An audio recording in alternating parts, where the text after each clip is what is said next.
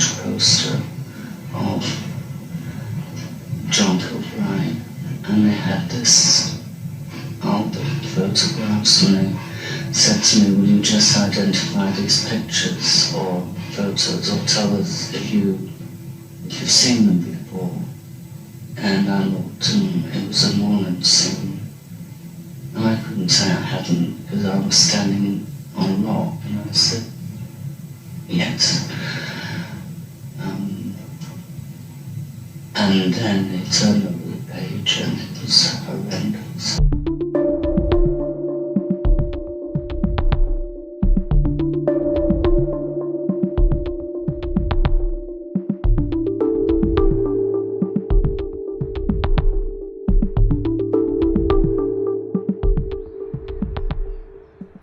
And we start off here on Taylor Street in Gorton, Manchester. This is the former slum housing estate that Myra Hindley grew up in as a child and as a young woman. And we are going to be visiting former Bannock Street, which was later changed to Beasley Street, but this is where it once was. And I have a picture here we can line up to match that.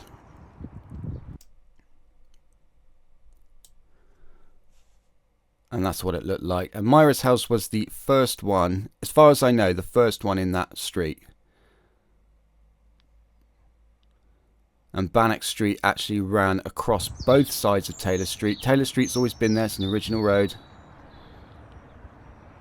And this would have been the view to the other side of Bannock Street, later changed to Beasley Street. And this is what it would have looked like back then.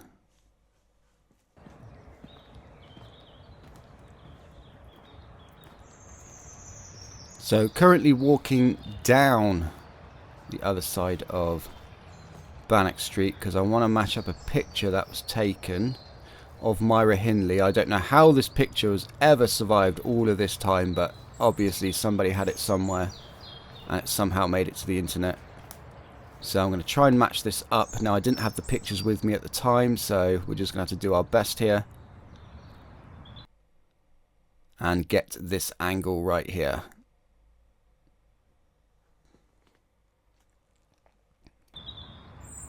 And that was Bannock Street from both sides, from both views, with some old pictures here which are just coincidental pictures that somebody took at some point. It just so happens to be the streets that we actually want, and they are the only existing pictures, as far as I'm aware, of the original Beasley Street, Bannock Street. So we're going to walk up Taylor Street now. We are approaching what would have been Eaton Street on the right and Benster Street on the left, pretty much where that driveway is into the old people's complex is where Benster Street once stood. I think it was actually slightly further up, probably ran through that first bungalow. And we're going to match up a picture here so you get an idea of what the street would have looked like from this angle, and you will see Eaton Street right there. And then Bannock Street is there where the arrow is. That's where she was posing with the dog at the end of that street.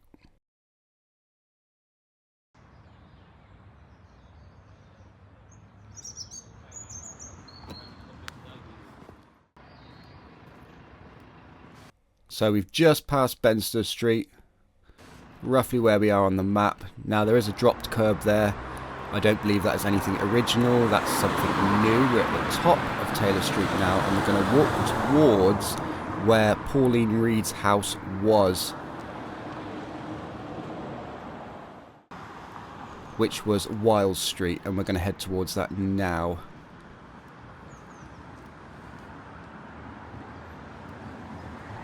Roughly where those houses were, but we're first going to look at the Steelworks Tavern. Now the tavern has always been there, was there at the time of Myra Hindley.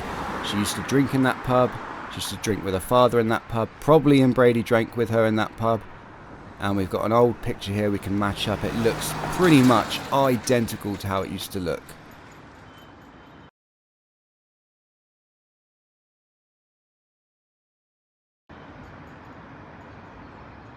pretty much identical.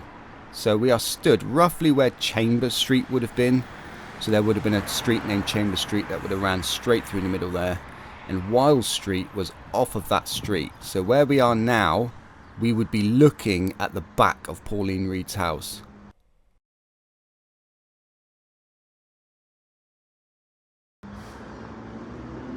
Which would have been situated just beyond these tree lines. So we'd be kind of looking into the back gardens there. And this is the route now that she would have taken. As you can see by the map, this is where we're going to walk towards Froxmore Street, last known location. And there was actually a pub on this corner called the Shakespeare. I really wanted to find some old pictures of it, couldn't find nothing to do with it. And we're approaching Froxmore Street right now. So she is currently walking along this pavement. Ian and Myra have not spotted her yet. She turns this corner and she is heading down to the bottom of the road, probably half a mile, to a dance that I believe was being held at the cricket grounds that used to sit way at the bottom here. And she's walking down here on her own. Myra turns the corner first, probably straight out of Bannock Street. Down here, Ian's following on the bike. They turn the corner, and by pure unlucky coincidence, the exact time that Pauline Reed is walking down this street, Ian flashes the lights to signal potential victim. And of course Myra then stops her at the end of the road here and approaches her with the excuse of finding a missing glove on the moors. Now it's worth mentioning that Pauline and Myra actually knew each other, because they obviously lived in the same neighbourhood. So they had seen each other, they knew each other. So this wasn't two strangers. This red brick building is the only original building that's left on this street. All of the rest down there is all new. But this is it. The last steps of Pauline Reed along this stretch of road. And I'm right outside the Vulcan here because I wanted to match up a shot of what Froxmore Street would have looked like when Pauline was taken.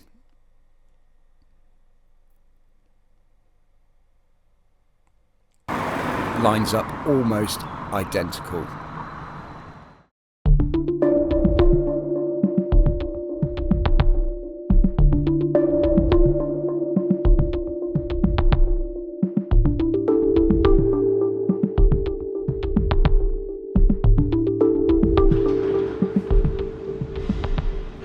Moving on to the moor's second victim, John Kilbride, who was taken from this market in the early 60s, Ashton Market.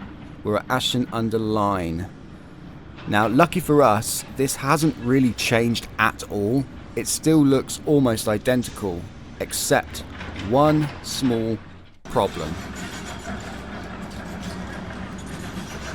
As you can see, they are digging up the entire central part of the market where all of the stalls would have been. So he was taken, he was here working, earning a few shillings, and he was approached by Myra and enticed back to the van, I think with the same excuse of finding a lost glove.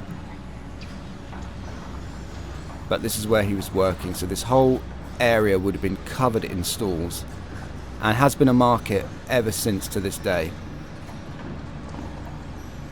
Except now, I'm not too sure exactly what they're planning here, but they've dug up all of the original flooring. And this is what it would have looked like at the time.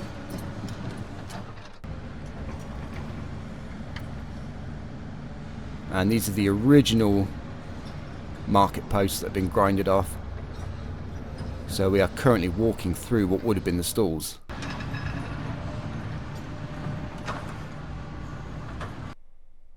And we can see this old building in this old picture here. Another picture of what it would have looked like back in the day. And as far as I'm aware, all of the buildings that surround this square are all original buildings. Some of them have been updated, but they are all the buildings that would have been here at the time he was abducted.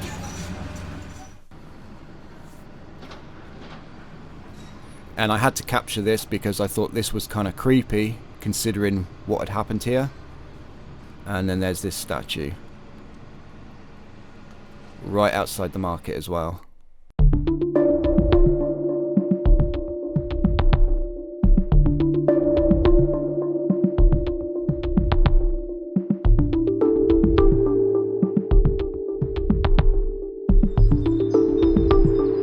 Myra Hindley in Brady's third victim is going to be Keith Bennett. Now, Keith Bennett lived on Plymouth Grove West in Longsight, which is exactly where we are right now. Most of this area has completely changed and has been revamped and remodeled. There are a few original buildings like the big one you can see on the right hand side there, but most of it residential wise has changed.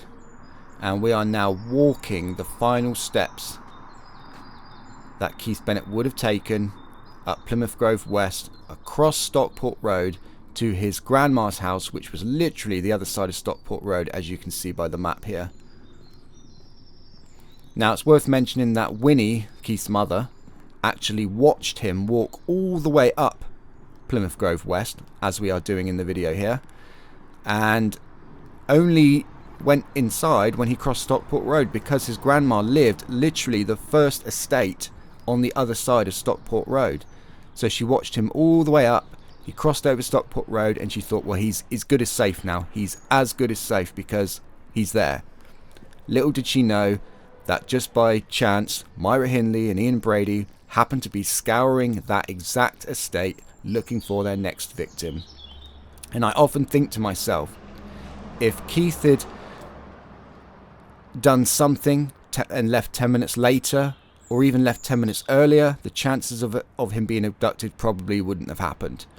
You know, it was just sheer unlucky chance that he crossed that road, turned that corner, and there waiting was Myra Hindley, which would have been right where this college now sits. So where this college sits is where the estate would have been, and the road that led into that estate would have been around about where that red part of the building is. So Keith would have crossed over this road, Stockport Road, headed over towards that red bit, round the corner there, and that was it. Met with Myra Hindley and Ian Brady.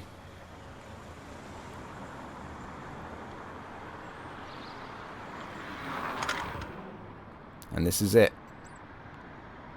The last steps of Keith Bennett.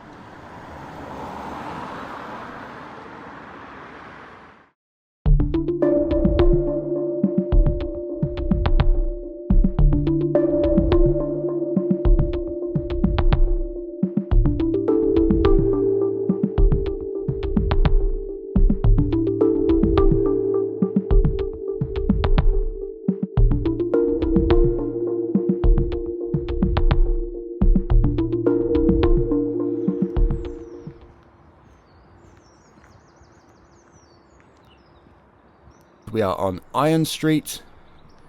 We are currently in Ancoats, walking towards what was known as the Red Wreck, where Hillcock's Fun Fairs was being held on that Christmas, on that year that Leslie Ann Downey was abducted. And it was held on this piece of land right here.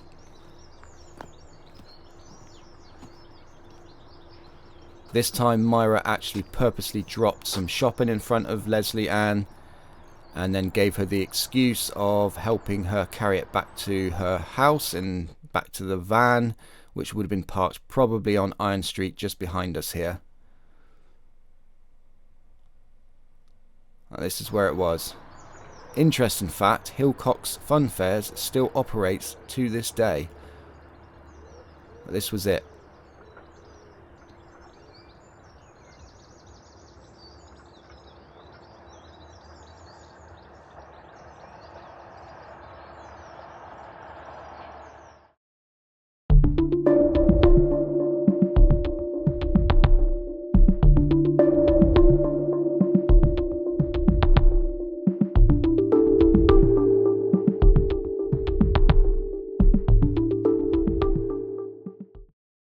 The final Moors murder's victim was Edward Evans, and he was picked up here at former Manchester Central Station.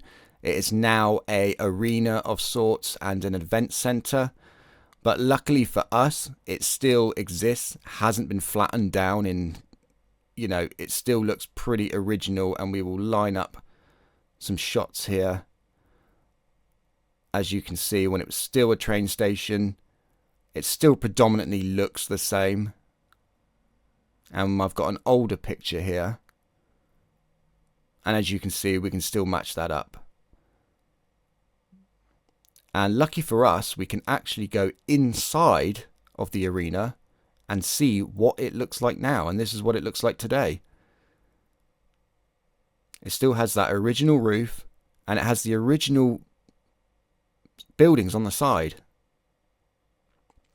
And I will match up a picture here. And as you can see, that's what it looked like in the early 60s, and it still has those buildings. Or facades, I should say. They're facades. That's still there. That's incredible.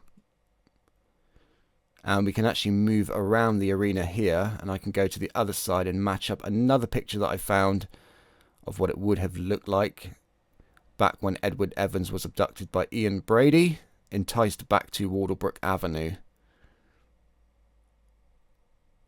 And there you have it. 1960s to today.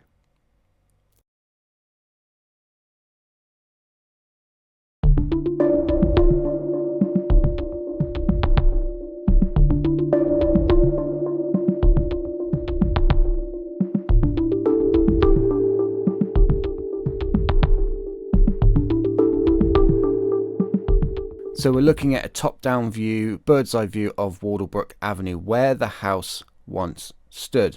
A lot of people believe that in this gap here is where the house was, right? Which makes sense. You've got the pathway here, so it makes a logical sense that that would be the front door, and it would fill this space here. However, that's not actually where it was situated. It actually extended all the way to here, and it was exactly in line with the rear house. So the two detached walls were in a straight line like this. So this is where the house sat. So it sat across both of these properties, who have obviously since gained this space, and the garden, and there would have been a walkway that went down here, through here.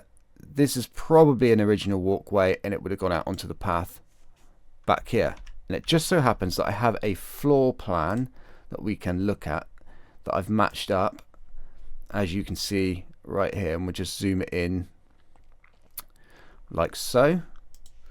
So we have, if we look at this, the exact layout, and I've laid it out exactly where the house was, which means if we look at this picture here,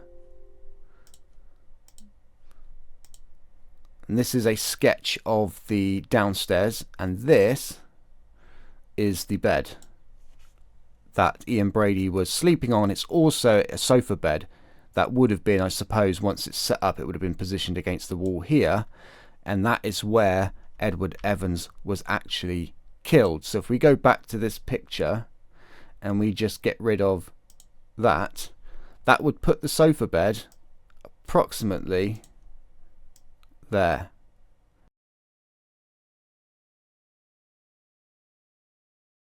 And the front door to the property would have been about there.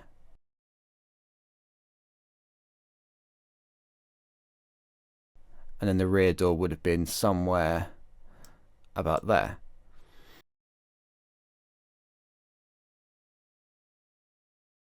So this is where it happened, right here, right next to this trampoline is where it happened. And if we take another look at another floor plan, this is the upstairs. If I just get rid of that so you can see it, we got two bedrooms. This one was Grandma's room, this one was Myra's room, right here. And the body of Edward Evans was put into a plastic bag, carried up the stairs here into this room, and was dumped just there. Myra's bed, as I'm going to show you some pictures in a minute that I have, was actually across here. Now, I don't believe she really regularly slept on it. I think she slept downstairs with Ian on that sofa bed. But this bed, which is Myra's bed, is actually the bed that Leslie Ann Downey was killed on. it was this bed right here.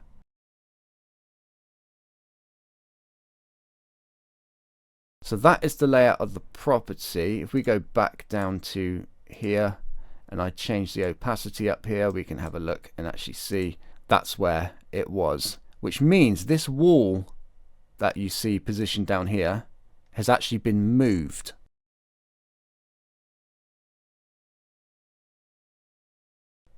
A lot of people think that's the same wall, and it does look exactly the same, I have to admit, and I've even counted the bricks to make sure, to see if it was the same, and there's like 12 or 13 bricks high or something like that, and it's the same.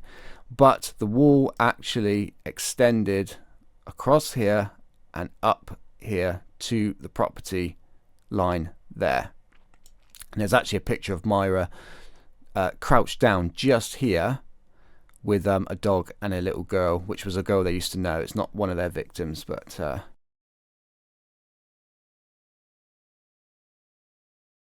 yeah, so apparently Ian Brady actually carried Leslie Ann Downey's body down this part of the grass into their van, which would have been parked out on the road here. And I heard that he sprained his ankle on this, carrying it down on this slope. But I've also heard that as he was bludgeoning Edward Evans right there, he also sprained his ankle then. And that's, so I don't know which account is true, but that is pretty much the layout of Wardlebrook Avenue. Walking along here towards 16 Wardlebrook Avenue, the reason I'm filming these tiles is because these are the original paving slabs that were laid when the estate was built, meaning that Myra Hindley and Ian Brady have walked on these very paving slabs. Now, I did get to this location a lot later than I wanted to, so I wasn't able to get the shots I wanted. I really wanted to walk up there and actually put the camera over the fence before anyone noticed I was there. But I did get there a little bit later than I wanted to, so I didn't want to disturb people. And I'll get a shot here that we can match up of what it looks like in 2025 and what it looked like in the early 60s, 1965.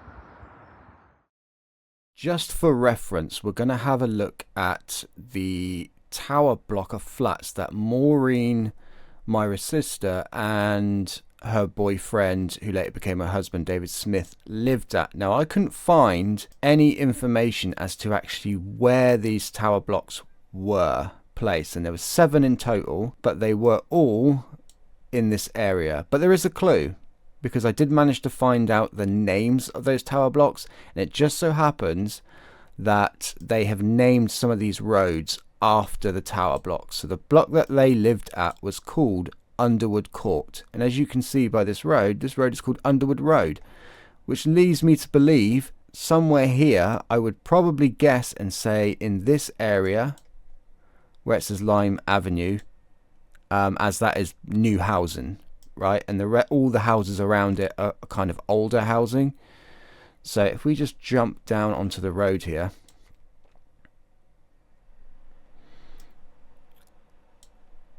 we can see some original houses on the left hand side there, but all of this is new.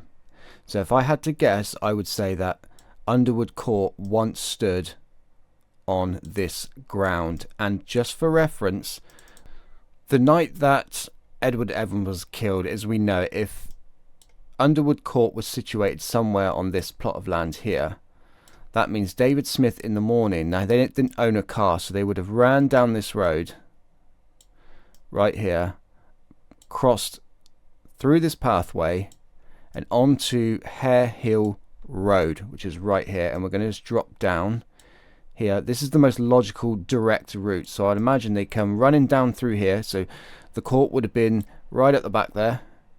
They would have come running down here past these houses, original houses on the left there, those are new houses on the right, and on this road, maybe right on this corner, who knows, I don't know, was the phone box, or once stood the phone box that they called the police from, and a car was eventually sent around to collect them, which of course, as we know, blew the lid off the entire thing. I took a drive here just down Hare Hill Road just to see what it looks like today. Of course, there's no way of knowing where the phone box was. That's really local knowledge. You'd have to speak to someone who lived there at the time that could say that's where it was. But I did scour it, looking for any signs of where it could be, any changes in the pavement. I have no idea, but this was Hare Hill Road, where it all ended in some respects.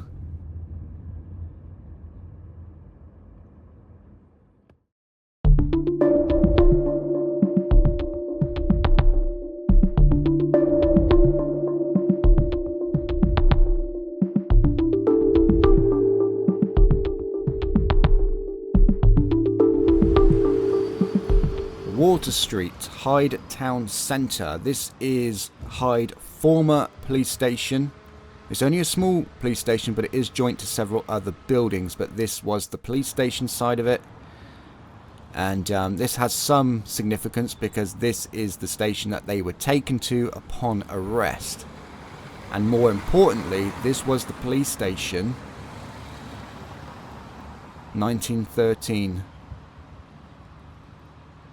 I'm not too sure when it was out of commission as a police station, but this was the police station they were taken to, and of course the police station where the infamous mugshots were taken that the world has come to know. Taken inside this building, in these walls.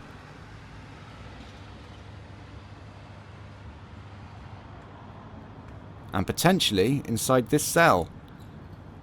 I don't know if that's a cell, but it looks pretty much like a cell. I know the cells were in the basement, and that definitely looks like a prison window. So